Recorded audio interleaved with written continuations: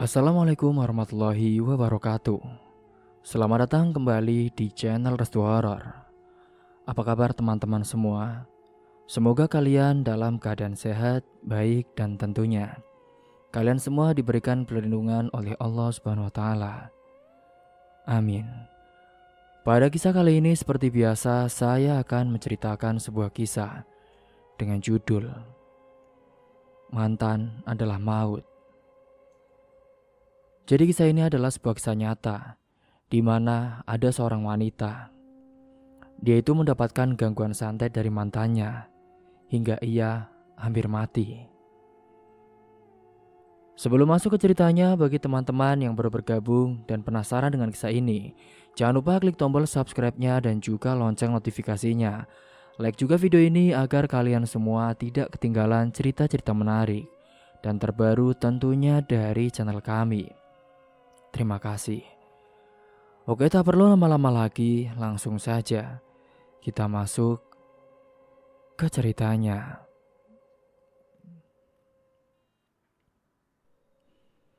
Jakarta. Di bulan Mei itu terasa sangat panas. Namun bagi Santi, udara itu jauh lebih melegakan daripada hubungannya yang baru saja kandas.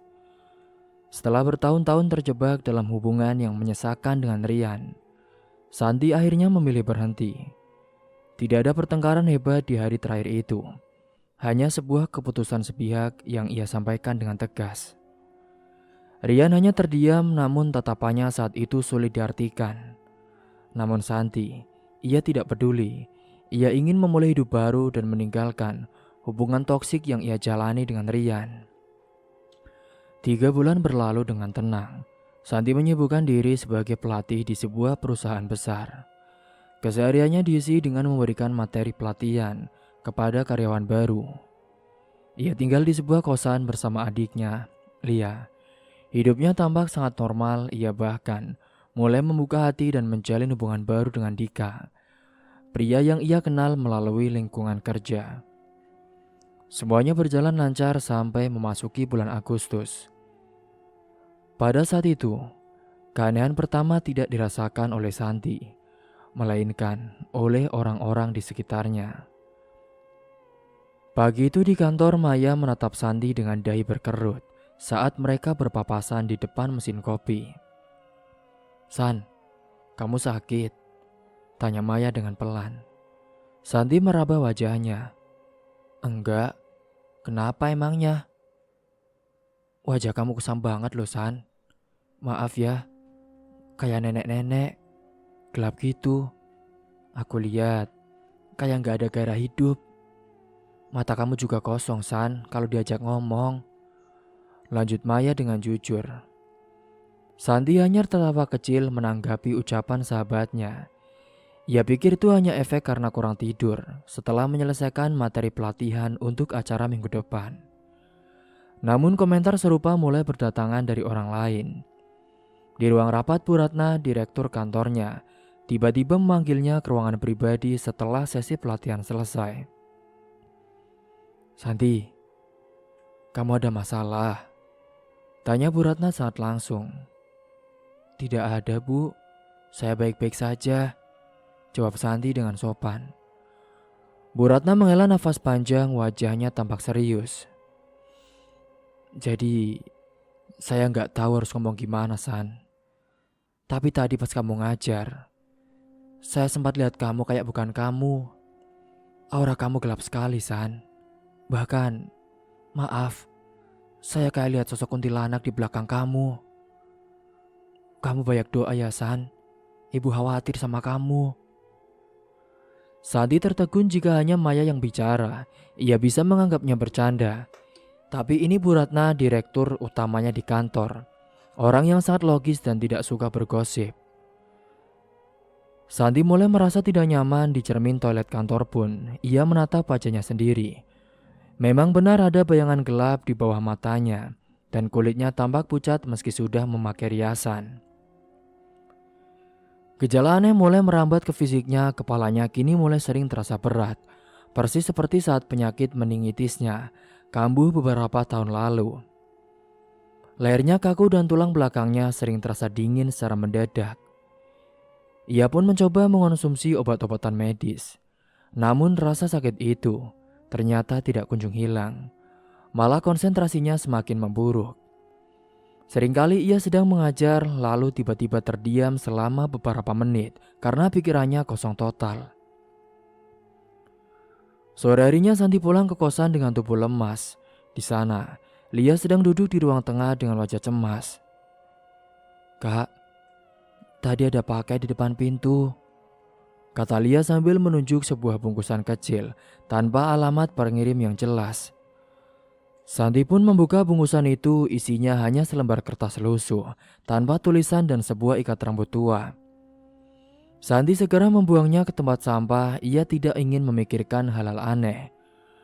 Namun gangguan itu baru benar-benar dimulai saat malam tiba. "Ini dari siapa, Dek? Kok bisa rambut gini?" "Gak tahu, Kak. Tadi cuma dari tukang paket," jawab adiknya kepada Santi. Tengah malam sekitar pukul 3 pagi, Santi terbangun karena merasa ada yang mengawasinya. Kamar kosannya memiliki jendela kecil dari blok kaca yang letaknya cukup tinggi.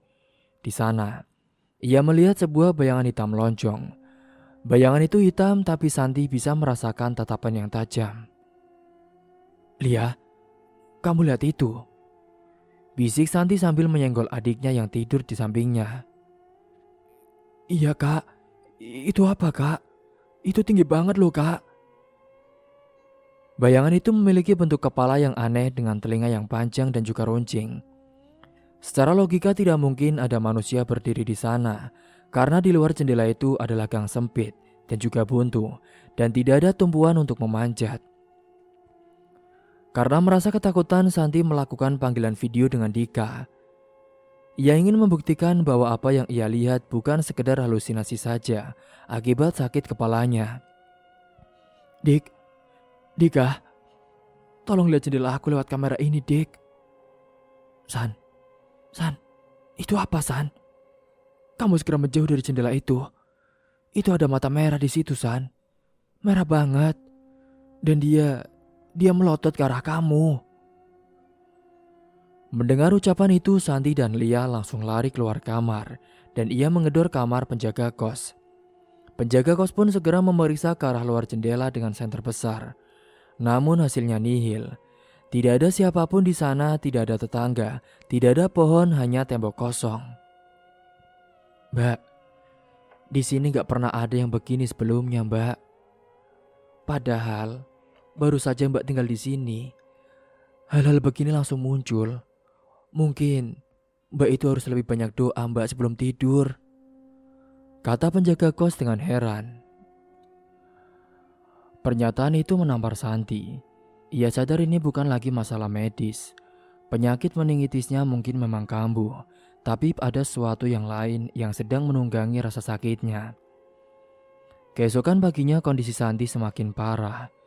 Ia berangkat ke kantor dengan langkah gontai. Saat sedang merapikan meja kerjanya, ia menemukan segenggam tanah merah yang basah tercecer di bawah kursinya. Tanah itu berbau amis seperti tanah kuburan yang baru digali. Di tengah tanah itu, terselip satu kuntum bunga kantil yang masih segar. Santi pun langsung memanggil OB kantor untuk membersihkannya. Namun si petugas justru berhenti dan mundur 2 langkah. "Mbak Santi, jangan disentuh tanah ini, Mbak." "Kenapa, Pak?" "Ini tanah kuburan, Mbak. Ini kiriman. Ada orang yang gak suka sama Mbak, dan ia pingin Mbak celaka. Ini namanya buhul, Mbak. Biar saya saja yang bersihkan pakai air garam. Tapi Mbak harus hati-hati. Ini tujuannya bukan cuma buat Mbak sakit, tapi bisa buat Mbak hilang nyawa." Santi terduduk lemas di kursinya. Dingin menjalar dari ujung kaki sampai ke ubun-ubunnya. Di tengah ketakutannya, ponselnya bergetar. Sebuah pesan singkat masuk dari nomor yang tidak ia kenali. "Putusin pacar kamu sekarang.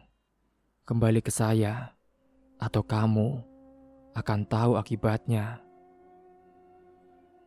Santi gemetar, ia tahu persis siapa pemilik gaya bahasa itu. Meski nomornya berbeda, Rian, mantannya, pria yang selama ini anggap sudah menerima perpisahan mereka, ternyata diam-diam sedang menenun maut untuknya. Gejala medis penampakan di jendela dan tanah kuburan itu semuanya sudah jelas dan mulai menyambung menjadi satu benang merah yang mengerikan. Kini Santi mulai menyadari konflik yang sebenarnya baru saja dimulai.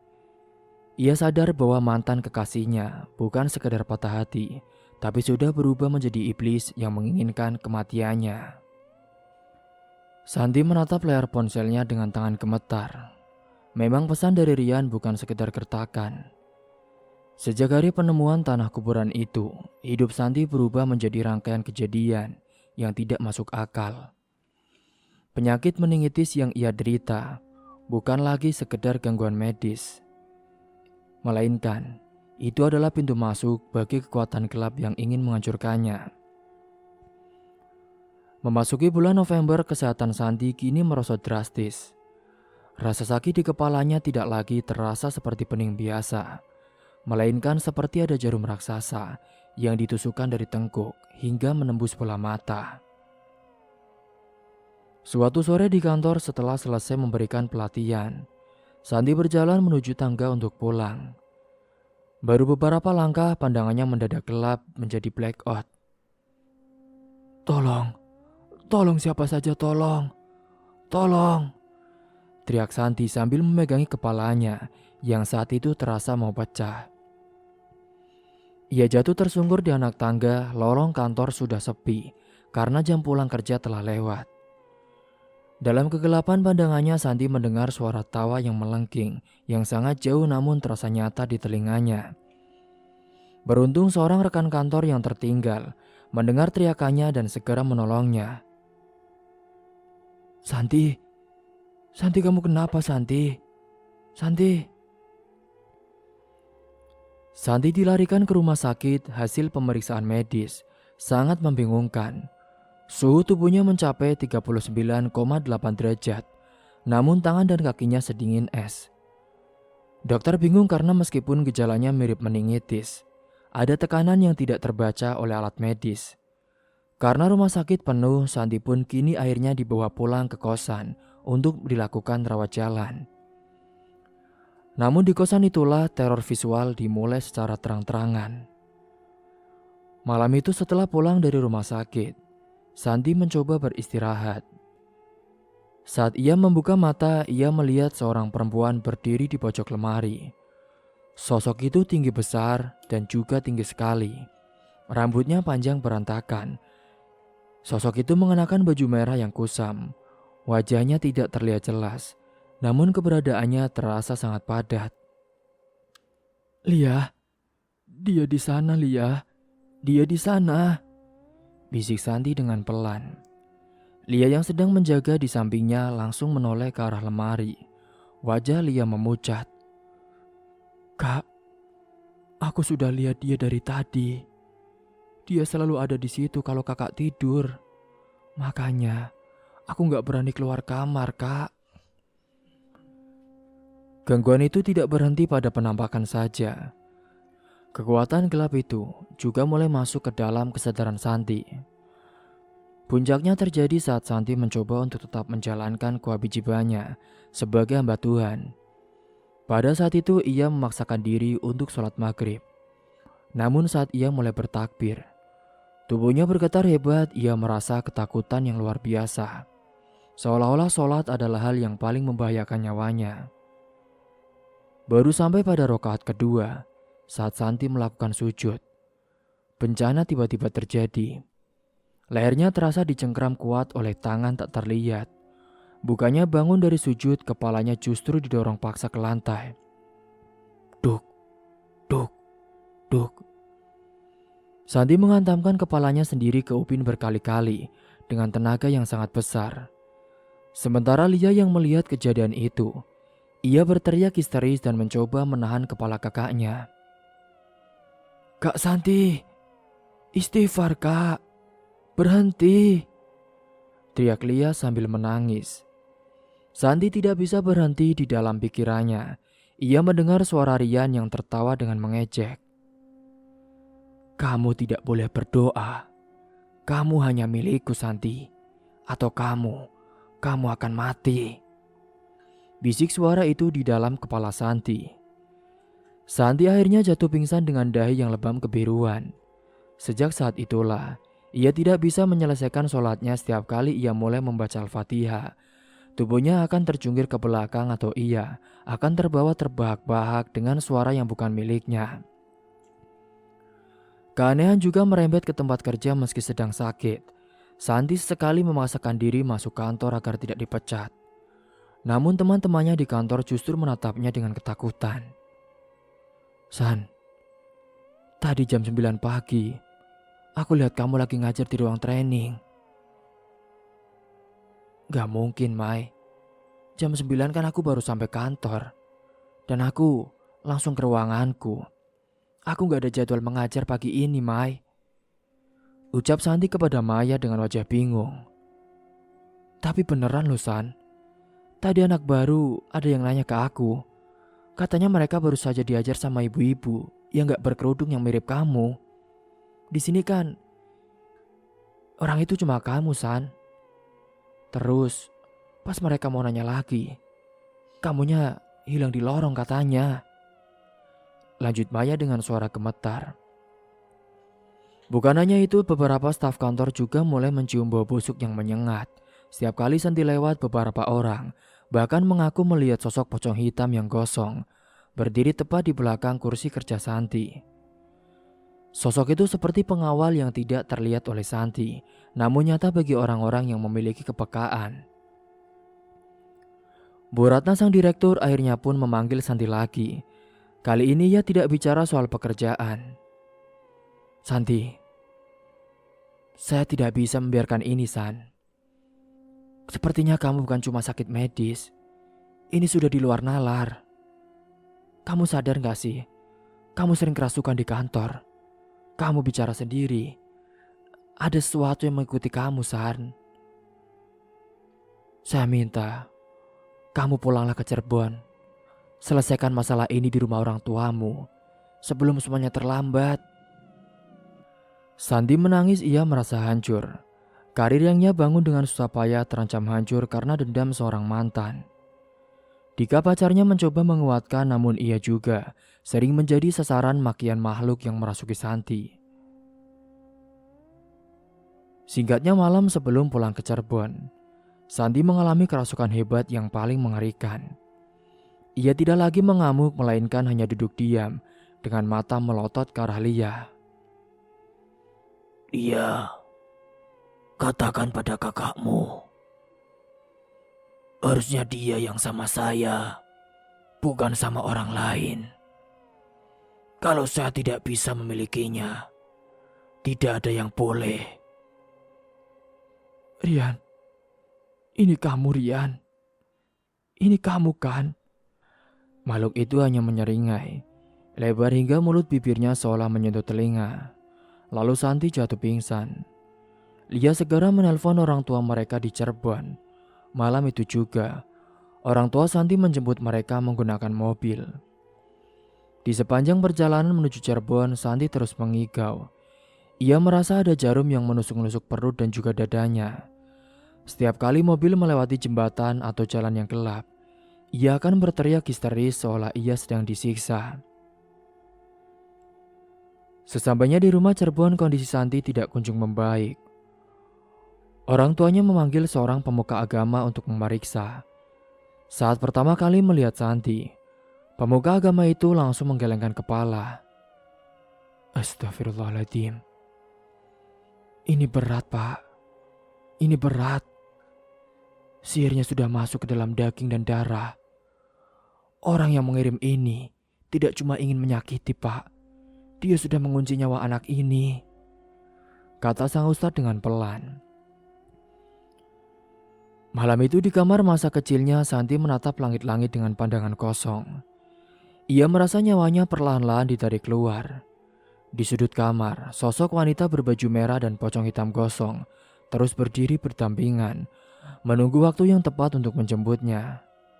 Santi menyadari satu hal, ia tidak sedang melawan penyakit, tapi ia sedang berperang melawan maut yang dikirimkan oleh orang yang pernah ia cintai dulu. Kini Santi terbaring lemah di ruang tengah rumah orang tuanya di Cirebon. Pada saat itu, setelah ia berkunjung kepada Pak Ustadz, suatu malam di bulan Desember, Santu jatuh ke dalam tidur yang lebih mirip dengan koma. Dalam tidurnya itu ia berada di sebuah hamparan tanah gelap yang luas dan gersang. Kaki telanjangnya menginjak pasir yang terasa sangat dingin, persis ubin kuburan. Di sana ia dikelilingi oleh puluhan wanita berbaju merah dengan wajah hancur.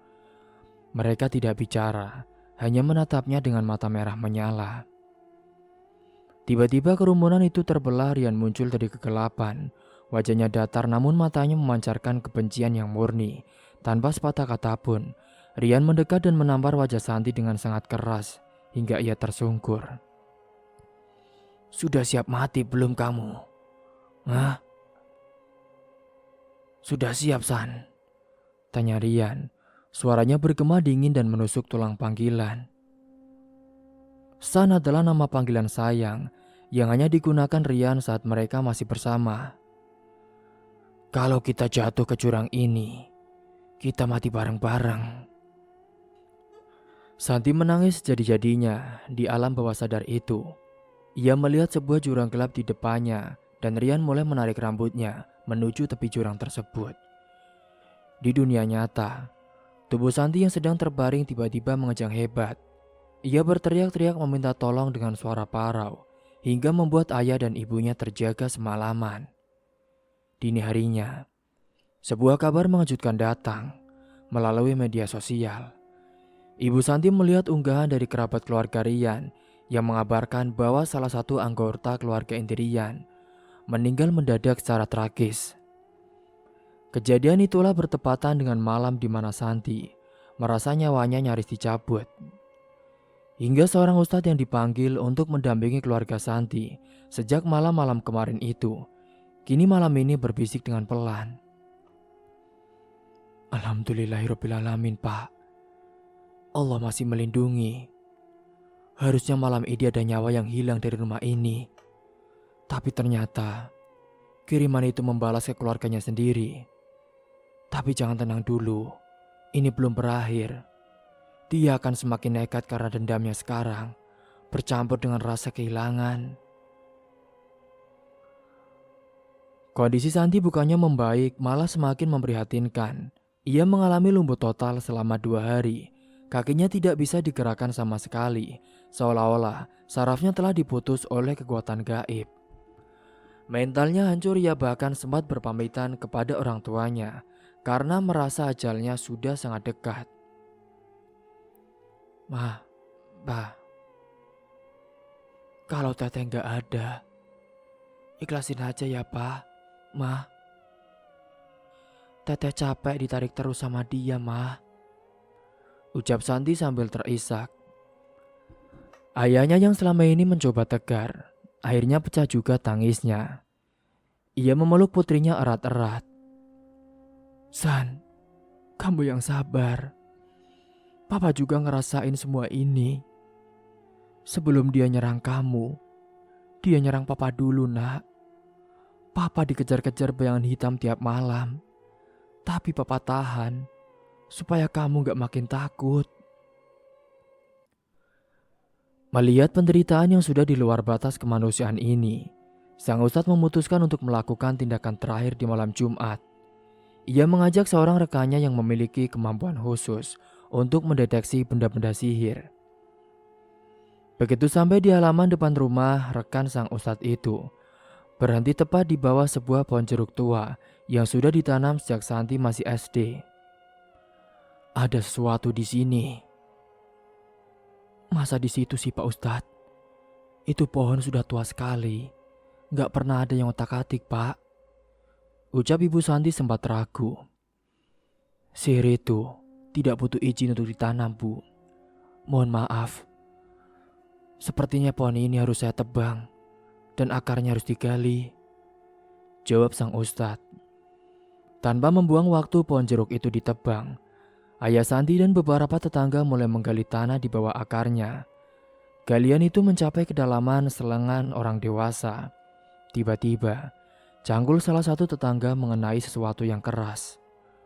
Mereka merogoh ke dalam lubang dan menarik keluar sebuah bungkusan kain kafan kecil yang terikat kencang dengan benang hitam. "Panas! Astagfirullah, ini panas sekali Pak Ustadz!" teriak tetangga yang memegangnya sambil melemparkan bungkusan itu ke tanah. Para tetangga dan keluarga berkumpul melingkar saat itu. Dengan membacakan ayat-ayat suci, Ustadz membuka ikatan bungkusan tersebut. Di dalamnya, terdapat pemandangan yang membuat siapapun merinding. Sebuah foto Santi yang sudah kusam seikat rambut asli yang dililitkan pada foto tersebut, dan beberapa batang jarum karatan yang ditusukkan tepat di bagian kepala dan mata pada foto itu. "Naudzubillah min dzalik. Astagfirullah. Pantas saja kepalamu selalu sakit dan matamu sering gelap, San. Ternyata ini medianya," ucap Pak Ustadz saat itu. Santi yang dibawa keluar dengan kursi roda melihat benda itu dengan perasaan campur aduk antara benci dan juga ngeri. Foto itu adalah foto lama tahun 2016 yang hanya dimiliki oleh Rian, mantan kekasihnya. Rupanya Rian telah menyimpan kebencian ini sejak lama dan menunggu saat yang tepat untuk mengeksekusinya. Sesuai instruksi, bungkusan sihir itu pun terus dimusnahkan. Mereka mencoba membakarnya dengan korek api. Namun anehnya api tidak mau menyala sama sekali pada kain kafan tersebut. Akhirnya ayah Santi mengambil bensin dan menyiramnya. Begitu api menyambar, terdengar suara letupan kecil dan bau busuk yang sangat menyengat memenuhi udara, mirip bau bangkai yang terbakar. Saat api mulai padam dan benda itu menjadi abu, sebuah keajaiban terjadi. Santi tiba-tiba merasakan sebuah beban berat yang selama ini menekan tengkuknya seketika hilang. Kepalanya langsung terasa ringan dan pandangan matanya yang selama ini mendadak tiba-tiba menjadi sangat jernih. "Pak, Bapak, Mah, Pak, kaki teteh udah enakan," ucap Tanti saat itu. Perlahan kini Santi mencoba menggerakkan ujung jari kakinya. Awalnya kaku, namun dalam hitungan menit, ia mulai bisa menekuk lututnya. Ia mencoba berdiri dengan tumpukan tangan ayahnya. Untuk pertama kalinya dalam berbulan-bulan, Santi bisa berdiri tegak tanpa rasa sakit yang menusuk di kepala. "Alhamdulillah, sudah tawar sihirnya, Nak," ucap sang ibu sambil memeluk Santi.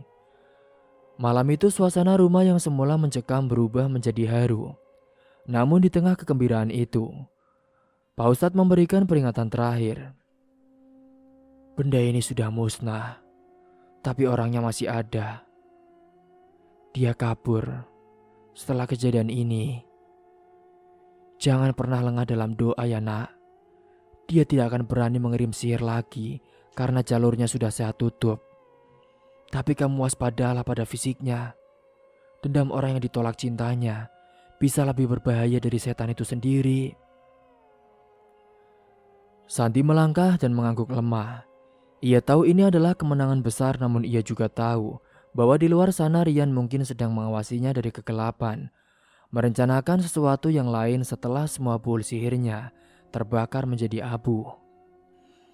Kini singkat cerita, setelah pembakaran bul di bawah pohon jeruk itu, kesehatan Santi pulih dengan sangat cepat. Penyakit meningitis yang divonis medis kini kembali pun perlahan menghilang tanpa bekas. Cairan di otaknya normal kembali dan kelumpuhannya kini sembuh total. Namun peringatan Ustadz tentang keberadaan fisik Rian tetap membuat keluarga Santi waspada. Mereka mencoba mencari keberadaan Rian ke rumahnya, namun rumah itu sudah kosong dan dijual secara mendadak. Rian dan keluarganya menghilang seperti ditelan bumi. 1 bulan kemudian Santi memutuskan untuk kembali ke Jakarta demi melanjutkan karirnya yang sempat tertunda. Ia tidak lagi tinggal di kosan lama yang penuh kenangan buruk, melainkan pindah ke sebuah apartemen dengan pengamanan yang ketat. Dika, pacarnya, tetap setia mendampingi dan menjaga Santi dengan penuh kasih sayang. Kehidupan Santi mulai kembali normal, ceria, dan juga penuh energi. Kini klimaks dari cerita ini terjadi pada awal Februari 2026. Sore itu, Santi yang sedang berada di sebuah kafe untuk menyelesaikan draft buku yang ia tulis tentang pengalamannya melawan santet. Tiba-tiba bulu kuduknya meremang. Di meja seberang seorang pria dengan masker hitam dan topi rendah untuk memperhatikannya. Ia duduk dengan sangat tajam. Meski wajahnya tertutup, Santi mengenali tatapan itu. Itu adalah Rian. Rian pun bangkit dan berjalan perlahan menghampiri meja Santi. Namun ada yang aneh dengan langkahnya. Ia berjalan pincang dan tubuhnya tampak sangat kurus, seperti orang yang tidak makan berhari-hari. Saat ia melepas maskernya di depan Santi, Santi hampir tidak mengenalinya. Wajah Rian kusam penuh bintik hitam dan matanya merah meradang. "Sehat, San? Ternyata kamu masih hidup ya?" ucap Rian dengan suara parau yang bergetar. Santi tidak lagi gemetar ketakutan. Ia menatap Rian dengan tenang dan juga berwibawa. "Alhamdulillah, sekarang aku udah sehat, Yan. Tuhan jauh lebih kuat dari segala niat burukmu. Sekarang,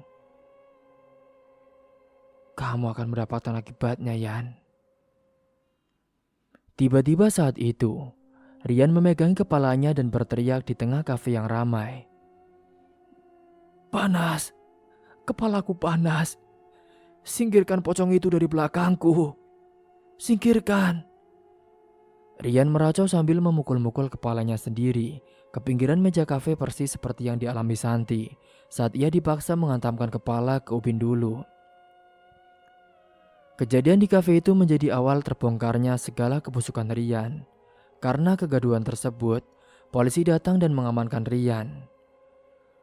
Kini berita tentang kondisi kejiwaan Rian yang mendadak gila akhirnya sampai ke telinga warga di kampung halamannya. Di tempat pelariannya, sebuah fakta yang lebih mengerikan terungkap. Ibu Rian yang selama ini membela anaknya akhirnya menemukan sebuah ruangan rahasia di rumah baru mereka. Di dalam ruangan itu ditemukan banyak alat-alat pemujian ilmu hitam dan foto keponakan Rian sendiri. Bocah kecil yang meninggal mendadak beberapa waktu lalu saat Santi sedang dibersihkan oleh Ustadz. Yang ternyata bocah itu dijadikan tumbal oleh Rian. Melihat itu semua, ibu Rian menangis histeris, menjerit sekeras-kerasnya di depan warga dan juga polisi. "Rian, teganya kamu membunuh keponakanmu sendiri demi wanita yang sudah tidak mau bersamamu, Rian. Ternyata kamu iblis, nak. Kamu iblis." Sang ibu jatuh pingsan karena tidak menyangka anak laki-laki yang ia banggakan telah berubah menjadi monster yang menghancurkan keluarganya sendiri. Kini nasib berbalik total. Rian dinyatakan mengalami gangguan jiwa berat akibat ilmu hitamnya yang membalik. Itu adalah senjata makan tuan. Ia sering berteriak-teriak ketakutan karena merasa terus-menerus dikejar oleh sosok pocong hitam gosong yang dulu ia perintah untuk menjaga Santi. Rian harus menghabiskan sisa hidupnya di dalam sel isolasi rumah sakit jiwa, meratapi dosa-dosanya yang tidak terampuni. Sementara itu di Jakarta, suasana bahagia menyelimuti kediaman baru Santi. Ayah dan ibunya datang dari Cirebon untuk merayakan syukuran kesembuhan Santi, sekaligus hari pertunangan Santi dengan Dika. "Mas, terima kasih ya. Kamu sudah mau bertahan sama aku. Teteh, ibu juga terima kasih sama kamu ya, Teh. Karena kamu udah kuat," ucap ibunya sambil memeluk Santi dengan penuh air mata bahagia. Santi tersenyum lebar, wajahnya kini bersinar cantik dan penuh cahaya. Ia telah memenangkan peperangan yang paling berat dalam hidupnya. Kini buku yang ia tulis pun akhirnya terbit dan menjadi inspirasi bagi banyak orang, bahwa kekuatan iman dan doa tidak akan pernah bisa dikalahkan oleh sihir manapun. Santi berdiri di balkon apartemennya, menatap langit malam Jakarta yang cerah. Tidak ada lagi bayangan di jendela, tidak ada lagi suara-suara bisikan maut di telinga, dan tidak ada lagi rasa sakit yang menusuk kepala. Malam itu, ia tidur dengan sangat nyenyak. Ia tahu bahwa maut yang dikirim mantan kekasihnya telah kembali ke asalnya, dan kini ia siap menyambut hari esok yang penuh dengan cinta dan keberkahan. Cerita pun tamat. Semoga dari kisah ini kalian semua bisa mengambil hikmah dan pelajaran. Terima kasih telah menyimak kisah ini sampai habis. Akhir kata dari saya, kurang lebihnya mohon maaf apabila ada salah kata atau ucapan yang kurang berkenan bagi kalian semua. Akhir kata dari saya, wassalamualaikum warahmatullahi wabarakatuh.